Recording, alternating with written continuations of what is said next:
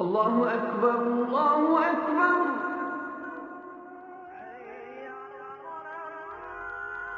الله أكبر الله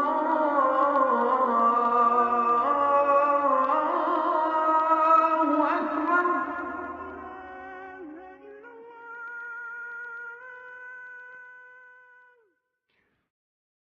أعوذ بالله السميع العليم من الشيطان الرجيم بسم الله الرحمن الرحيم والصلاة والسلام على أشرف المرسلين سيدنا محمد وعلى آله وصحبه أجمعين.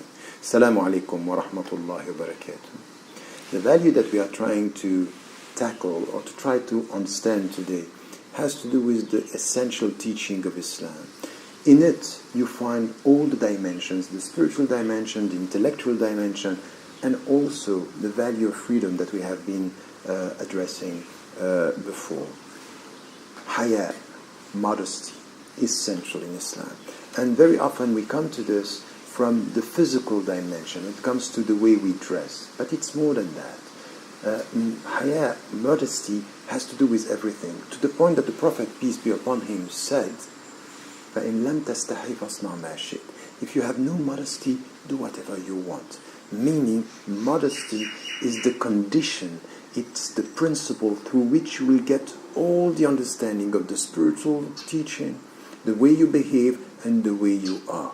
It starts, yes, with the way you dress. This modesty in the way you dress, by not being under the dictatorship of the way you look, but the freedom of who you are.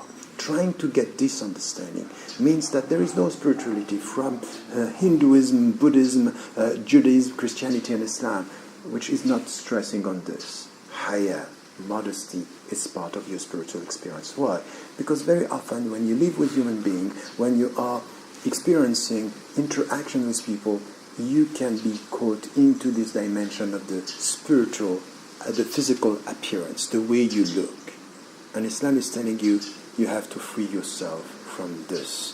This is a jail. So modesty, apparently, is the way you are trying to master yourself. But deep down, the very essence of modesty is to free yourself from anything which has to do with the dictatorship of appearance. Add to this, in our understanding of modesty, there is something which has to do with intellectual modesty. The way you think, the way you express yourself, the way you speak you have, and especially during Ramadan, to be very careful with the words that you are using. You can have slang English or slang Arabic or slang whatever. You can't do this. You have to be dignified in the way you speak. This is intellectual modesty. This is the way you deal with your interaction with human beings. So modesty is everywhere, from the way you dress, to the way you speak, to the way you think, and the way you deal with your fellow human beings. It's an experience. It's a spiritual experience. It's a deep way of understanding why we fast, because the month of Ramadan is the month of modesty and having this comprehensive understanding, insha'Allah.